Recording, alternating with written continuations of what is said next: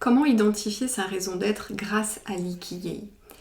L'ikigai, ça vient tout droit du Japon et c'est vraiment une philosophie de vie qui nous permet de suivre certaines règles pour vraiment vivre une vie longue, heureuse et pleine de sens. Ça, c'est la version vraiment asiatique. Et puis en Occident, on est venu un petit peu contourner le concept en s'appuyant notamment sur le diagramme de Venn qui nous permet d'utiliser et de contourner ce concept-là pour pouvoir identifier notre raison d'être d'un point de vue professionnel.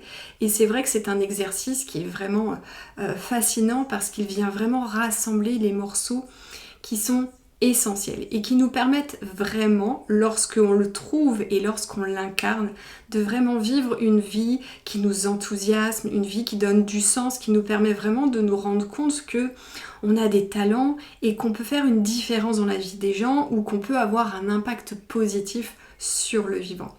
Et donc aujourd'hui, j'ai envie de te parler de l'ikigai, mais davantage dans sa version originelle. Et là-dessus, je vais m'appuyer sur un livre qui s'appelle l'Ikigai, Les secrets des Japonais pour une vie longue et heureuse. C'est un ouvrage qui a été écrit par Hector Garcia et Francesc Miralles. En fait, c'est un ouvrage que j'ai dans ma bibliothèque, je dirais, depuis 2018-2019. C'est le premier livre que j'ai acheté sur l'ikigai lorsque j'ai découvert ce concept-là. Et c'est vrai que c'est très intéressant parce que ce sont des choses que l'on sait tous et toutes, mais qu'on a du mal à appliquer dans notre quotidien. Et aujourd'hui, j'avais vraiment envie de te partager une chose qui est transmise dans ce livre, et lorsque j'ai relu le livre et lorsque j'ai pris conscience de ces 10 lois de l'ikigai, je me suis dit, ok, finalement, ces 10 lois, c'est ce que partagent les habitants qui aujourd'hui vivent cette vie longue, qui leur procure du plaisir, qui leur permettent d'être en joie et surtout de mettre un sens à leur existence. Mais je me suis dit, dans ces 10 lois, il y a beaucoup de lois qui permettraient en fait aux gens qui aujourd'hui sont perdus dans leur vie professionnelle de pouvoir cheminer et de pouvoir découvrir leur raison d'être. Donc j'ai trouvé ces 10 lois vraiment pertinentes parce que d'un côté, c'est le partage de personnes qui aujourd'hui vivent cette vie-là. Mais quand j'ai pris conscience de ces 10 lois, je me suis dit, mais en fait, il faut que je les partage parce que ça peut aussi aider les gens qui sont aujourd'hui perdus dans leur vie professionnelle. Donc, je vais te partager ces 10 lois. Tu n'es pas obligé d'appliquer toutes ces lois, mais il y en a vraiment certaines qui sont extrêmement pertinentes et qui vont t'aider dans ton cheminement. Bien évidemment, aujourd'hui, tu vas avoir besoin de te poser de vraies questions, de pouvoir identifier tes talents, de savoir vraiment ce qui t'anime profondément. Mais en appliquant certaines de ces lois, tu vas réussir à cheminer et surtout à être davantage ancré dans l'instant présent, à être davantage en lien avec tes émotions, avec ton intuition, avec ta créativité. Et c'est ce qui peut faire toute la différence. Donc, les 10 lois de l'ikigai.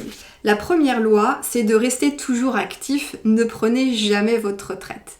Et il est vrai que maintenant, ça va faire un peu plus de 10 ans que je vis en fait de mon entreprise, que je suis stimulée chaque jour, que j'aime me lever le matin, que j'adore ce que je fais. Et lorsque on a eu en France tout ce mouvement de grève et encore aujourd'hui ce débat autour de la retraite, pour moi, en fait, il n'y a pas de sujet parce que je me vois très bien rester dans mon activité, peut-être jusqu'à 70 ans ou peut-être plus, bien évidemment, en levant le pied. Mais je pense que quand on est continuellement stimulé, quand on a continuellement des idées, qu'on a envie d'apporter notre contribution, en fait, la retraite, c'est un non-sujet. Ça ne veut pas dire que je prendrai jamais ma retraite, bien évidemment, mais je fais partie de ces personnes-là qui savent pertinemment qu'elles auront toujours une activité à côté parce que j'ai pris conscience que lorsqu'on fait quelque chose qui nous anime, lorsqu'on est en capacité de faire une différence dans la vie des gens ou encore une fois d'avoir un impact positif dans le vivant, c'est le feedback que l'on peut recevoir et c'est aussi cette stimulation qui finalement donne un sens à notre existence. Donc, Première loi, juste pour t'inviter vraiment à ne pas abandonner et à vraiment cheminer pour identifier ce pourquoi tu es fait, ce pourquoi tu es faite, parce que c'est vraiment quelque chose qui va te nourrir au quotidien et qui va vraiment donner un sens à ton existence. La deuxième loi, c'est de prendre les choses calmement. Et c'est vrai que la pression, la hâte, le manque de patience va nous éloigner en fait de cette vie pleine de sens. Ça va nous éloigner en fait des opportunités de révéler notre Ikigai. Et ça, c'est vraiment quelque chose que je partage régulièrement, notamment avec les nouveaux clients ou les nouvelles clientes qui intègrent Révélation et qui peuvent arriver dans le programme avec cette excitation, cet enthousiasme et surtout cet empressement de trouver très rapidement leur raison d'être. Et en fait, ce que je leur dis, c'est que plus ils vont se mettre de la pression, plus ils vont venir court-circuiter leur processus créatif et en fait, quand on est dans cette pression-là, lorsqu'on est dans l'impatience, qu'est-ce qu'on fait? On est beaucoup dans le mental, on se pose beaucoup de questions et en fait, on lâche pas prise. Et donc, on est beaucoup dans le mental et on libère pas, ce que j'aime dire, c'est qu'on libère pas de la bande passante là-haut. Et on a besoin d'espace pour pouvoir laisser notre intuition venir nous chuchoter. On a besoin d'espace pour que notre créativité se révèle. On a besoin d'espace pour connecter les points. Donc, deuxième loi, on prend les choses calmement. On ne fait pas les choses à la hâte. On ne se met pas de pression. On n'est pas dans l'impatience. Au contraire, on ouvre l'espace. Ensuite, la troisième loi, alors celle-ci elle va moins nous intéresser, mais c'est ne mangez pas en étant totalement avoir atteint cette satiété en fait. C'est toujours, c'est ce que disent les Japonais, c'est de manger mais à 80% de l'état où on se dit on est complètement plein et on peut plus rien manger. Bon, ça c'est une loi qui nous intéresse un petit peu moins pour le sujet que l'on traite ici, mais je te la partage. La quatrième loi, c'est entourez-vous de bons amis. Effectivement, l'environnement, il est clé en développement personnel. Très certainement que tu l'as entendu, cette phrase, qu'on est la moyenne des 5 personnes que l'on côtoie le plus dans notre quotidien. Et lorsqu'on est dans une réflexion professionnelle, lorsqu'on aspire à remettre du sens et du plaisir au cœur de sa carrière, eh bien, si on est entouré de personnes qui sont peut-être dans la résignation, ou si on est entouré de personnes qui ont peur du changement et qui préfèrent nous voir là où on est et surtout ne pas bouger d'un fil, c'est compliqué. Ou alors si on a des personnes aussi qui ne comprennent pas pourquoi on a envie de changer, pourquoi on a envie de se réinventer professionnellement. Donc aujourd'hui, dans ta quête, je t'invite vraiment à identifier peut-être un collectif ou d'autres personnes qui partagent la même vision que toi de ce que devrait être en fait une vie professionnelle. C'est-à-dire un espace où on est juste l'expression de nous-mêmes, où on est en capacité de partager nos talents, de pouvoir vraiment avoir ce sentiment d'être une contribution pour notre environnement, pour la société, pour le monde, en fonction de ton niveau d'ambition. Mais c'est vraiment important. Et c'est pour ça que dans Révélation, il y a aussi du collectif. Parce qu'on se retrouve dans un espace avec d'autres personnes qui sont dans la même quête, qui ont la même vision et qui ont aussi envie d'avancer vers quelque chose de beaucoup plus jouissif, j'ai envie de dire. Donc, c'était cette quatrième loi. La cinquième loi, c'est soyez en forme pour votre prochain anniversaire. Ce que le livre nous dit, c'est que notre corps a besoin d'exercice en fait. Et on le sait tous. C'est vrai que le mouvement, ça aide déjà à faire descendre la pression. Ça dépend dans quel environnement professionnel tu évolues aujourd'hui, mais j'ai certains clients ou certaines clientes qui effectivement évoluent dans des environnements où c'est compliqué, pas forcément en fonction des personnes qu'ils côtoient, mais par rapport au métier qu'ils font, et parfois ils arrivent aussi à un certain niveau de saturation. Donc ça nous met dans une dynamique avec beaucoup de frustration, peut-être du stress, de l'anxiété, et donc on sait que bouger notre corps, ça aide à revenir au calme, ça nous aide à libérer et à traiter nos émotions. Ça nous aide à équilibrer notre système nerveux autonome. On n'a pas besoin d'aller faire un footing, mais juste le fait de danser, de bouger, de secouer notre corps, ça c'est quelque chose qui est essentiel. Et pour autant, on peut avoir du mal à l'implémenter dans notre quotidien. Mais aujourd'hui, si tu es en quête de ta raison d'être, le fait de revenir dans le corps et de bouger ton corps, ça peut littéralement faire bouger les choses. Parce que si aujourd'hui tu manques de clarté, ce n'est pas forcément parce que tu manques de méthodologie, c'est probablement parce que tes émotions viennent jouer les troubles faits et tu n'arrives pas à accéder à un espace dans ton cerveau qui va te permettre d'avoir la clarté que tu veux. Et donc, le mouvement peut venir libérer certaines choses. Donc c'est vraiment important d'en prendre conscience. Surtout que ça permet aussi d'équilibrer son système nerveux autonome et que dans certains cas, qui dit se révéler dit changement, et pour certaines personnes, le changement en fonction du projet qui émerge, ça peut vraiment venir challenger. Donc on revient au corps et on fait bouger son corps. La 6e loi de l'ikigai, c'est sourire. Il fut un temps dans ma vie professionnelle, dans mon ancienne vie, où sourire était extrêmement compliqué.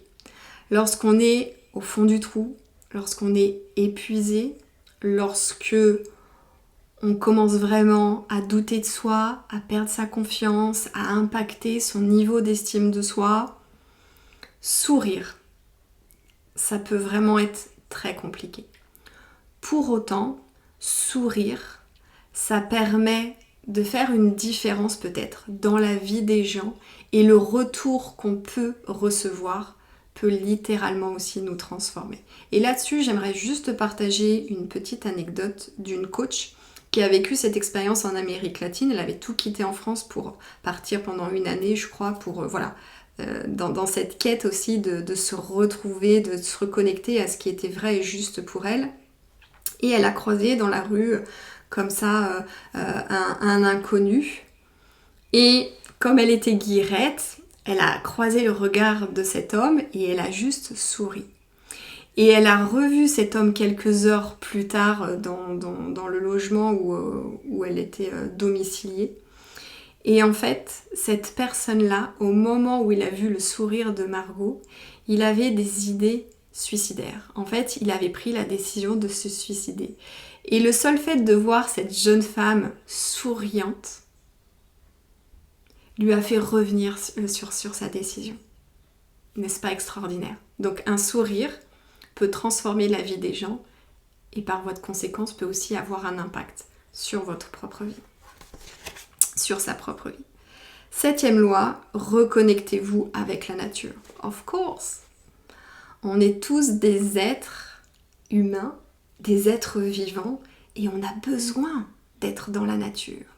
Et la nature aussi nous aide à booster notre créativité, à être davantage à l'écoute de notre intuition. Et vraiment, créativité et intuition, c'est vraiment des mots clés dont tu as besoin pour cheminer vers ta raison d'être. Donc si tu ne fais pas un pas de côté, si tu restes enfermé dans ton métro, boulot, dodo, si tu restes enfermé dans ton mental, si tu te déconnectes de ton corps et si tu te déconnectes de la nature, ça va être compliqué. Donc au début de cet épisode de podcast, je t'ai dit que ces lois, aujourd'hui ce sont des lois qui sont partagées par des gens qui ont peut-être 90, 100 ans et qui vivent une vie heureuse et pleine de sens. Mais en fait ces lois-là, il y en a certaines que l'on peut vraiment appliquer là, maintenant, tout de suite, lorsqu'on est en quête de notre raison d'être, parce que c'est ce qui va aider à débloquer les choses. Donc la nature, elle nous aide à lâcher prise, elle nous aide à nous ancrer dans l'instant présent, elle nous aide à équilibrer notre système nerveux autonome. Et on est vraiment né en fait pour communier avec la nature et on a été tellement trop civilisé qu'on a oublié cette chose. Et moi-même, je l'ai oublié. Il y a quelques années en arrière, je travaillais à Boulogne-Billancourt, je vivais en proche banlieue de Paris. Pour moi, mon quotidien, c'était béton. béton et les gens qui tiraient la tronche toute la journée. Bon, j'exagère un peu, mais on n'était pas loin. Et le fait de revenir ici en Anjou, j'avais vraiment le sentiment de respirer. Et aujourd'hui, je vis à la campagne, je suis proche d'Angers, mais je vis à la campagne. Et donc la nature, tu vois, quand je te parle là, je regarde à travers ma fenêtre et j'ai les arbres. Et derrière, j'ai un grand jardin et j'ai vue sur un parc. Ça vient nourrir ma créativité, ça vient me ressourcer, ça vient juste me faire me sentir davantage vivante. Et puis quand on observe la beauté de la nature, quand on observe les insectes, quand on juste ou buller en fait dans la nature, ça permet de faire bouger beaucoup de choses. Donc on a vraiment besoin de se reconnecter à la nature et elle nous fait du bien, et elle nous ressource et elle vient nous aider à calmer notre mental. Donc je pense que c'est une loi fondamentale que tu devrais appliquer au quotidien. Ensuite, la 8e loi, c'est de remercier. C'est de remercier dans le sens où il faut être reconnaissant pour là où on en est. Même si aujourd'hui tu vis peut-être une vie professionnelle qui est complexe, peut-être dans un environnement toxique, j'en ai eu des clients et des clientes qui évoluaient dans des environnements qui étaient vraiment compliqués. Je pense que le fait de revenir à la reconnaissance de ce qu'on a pu créer jusqu'à maintenant, ça va venir changer aussi la physiologie, ça va venir changer l'état d'esprit. Et quand on est comme ça dans une quête, encore une fois, de se réinventer professionnellement, on a besoin d'être dans une dynamique et d'être dans un état d'esprit beaucoup plus positif, beaucoup plus porteur. Ça ne veut pas dire que ton regard, il n'est pas tourné vers plus. Ça veut dire qu'à l'instant T, je suis dans la gratitude. Je suis reconnaissante pour ce que j'ai à l'instant T.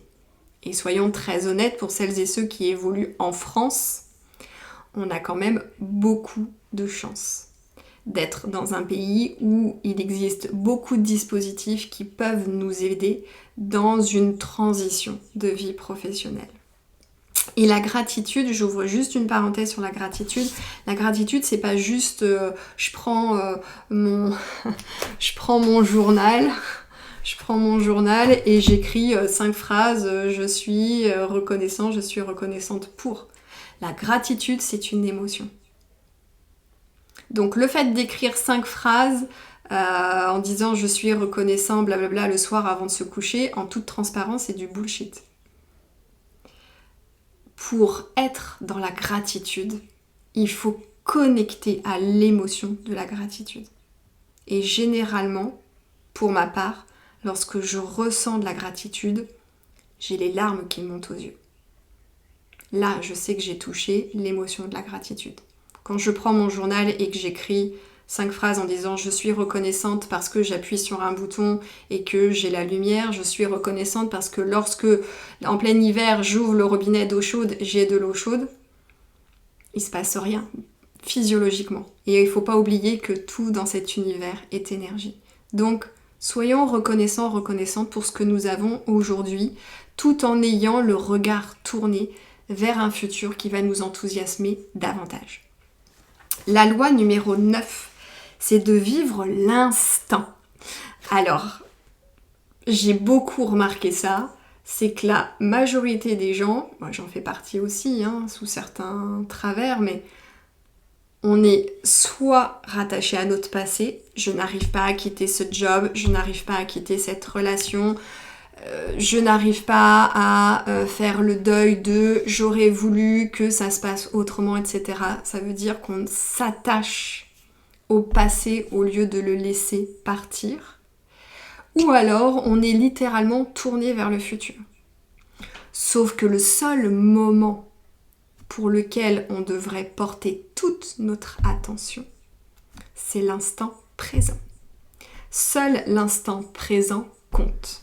Et l'instant présent est très futile parce qu'il y a 2 secondes au moment où je te parlais, on est déjà dans le passé. Donc tout ce qui doit être important, toutes les décisions que nous devons prendre, elles sont pas dans le futur, elles sont dans l'instant présent. Et donc aujourd'hui, dans cette quête vers ta raison d'être, en te basant sur ce concept de l'ikigai, ce qui est vraiment important, c'est d'être davantage ancré dans l'instant présent et d'être davantage à l'écoute de ses ressentis, de ce qui se passe, de ce qui vibre à l'intérieur de nous. Donc, arrêtons de blâmer notre passé ou de redouter le futur. C'est l'instant présent qui compte. Donc, qu'est-ce que je décide à l'instant présent? Comment je me sens à l'instant présent? Je suis en train de faire cette chose. Qu'est-ce que je me dis? Comment je me sens? Encore une fois, le présent passe très vite et on est vite dans le passé. Donc, on revient et on s'ancre dans l'instant présent, puisque la seule vérité qui compte, c'est celle qui est dans l'instant présent, pas celle dans le futur. Et plus tu vas rester attaché à ton passé, ou plus tu vas appréhender ou avoir le regard tourné vers le futur, même si le futur peut être un cap ou une direction, il faut que ce soit un cap, une direction qui t'enthousiasme, qui te motive, pour que les décisions que tu prennes à l'instant présent, elles te guident vers ça. Mais aujourd'hui, je pense que tu manques de clarté. Et donc le fait d'être toujours dans l'appréhension de ce qui va se passer dans le futur te bloque littéralement. Donc on revient dans l'instant présent. Et la 10e loi de l'ikigai, c'est tout simplement de suivre votre ikigai. Alors aujourd'hui, bien évidemment, tu es en quête de, mais l'ikigai, c'est vraiment cette philosophie de vie qui nous ramène juste à quelque chose d'essentiel, à ces petites choses de notre quotidien qui nous procurent du plaisir. Et lorsque on transpose ça dans notre vie professionnelle, et ben c'est ce qui permet en fait de pouvoir se lever le matin avec envie, enthousiasme, parce qu'on a plein d'idées, parce qu'on sait qu'on va porter des projets qui nous font vibrer, parce qu'on sait qu'on va peut-être rencontrer des gens ou échanger avec des gens qui ont la même vision que nous. Tout ça, ça nous stimule, tout ça, ça donne du sens, tout ça, ça nous procure du plaisir et tout ça, ça nous donne le sentiment d'être encore plus vivant. Et c'est ce qu'on cherche. Et j'adore, et je vais conclure avec cette citation de Pablo Picasso qui est en substance, qui est de trouver notre don. Je sais, pourtant je l'utilise beaucoup, mais là j'ai un trou de mémoire, mais c'est vraiment ce truc de découvrons en fait notre don unique, notre génie, et partageons-le. C'est ce qui va donner du sens en fait à notre existence. C'est le but ultime de notre existence, de reconnecter finalement à qui l'on est.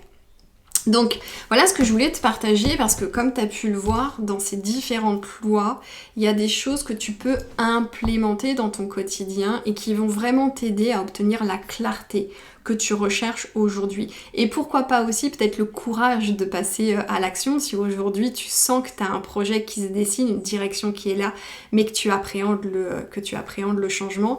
Et surtout, sois à l'écoute, parce que vendredi prochain, j'ai une surprise, j'ai une opportunité que je vais ouvrir. Je l'ouvre seulement 2 fois par an. Donc là, c'est la période. Je vais donner l'accès à cette opportunité. Donc sois très à l'écoute. Vendredi, rendez-vous dans tes mails pour découvrir ce qu'est cette opportunité qui est bien évidemment en lien avec notre sujet qui est de pouvoir trouver notre alignement et surtout de découvrir notre raison d'être en s'appuyant sur la philosophie de l'ikigai. Si tu penses que cet épisode de podcast peut aider aussi des personnes qui, comme toi, sont perdues dans leur vie professionnelle, surtout n'hésite pas à le liker et à le partager. Tu peux aussi poser tes questions sous l'épisode, que ce soit sous la vidéo ou sur l'épisode de podcast sur les plateformes d'écoute. Surtout n'hésite pas, et sur les plateformes d'écoute, merci de mettre 5 étoiles pour rendre le podcast encore plus visible. Merci pour ta fidélité et on se retrouve très prochainement pour un nouvel épisode.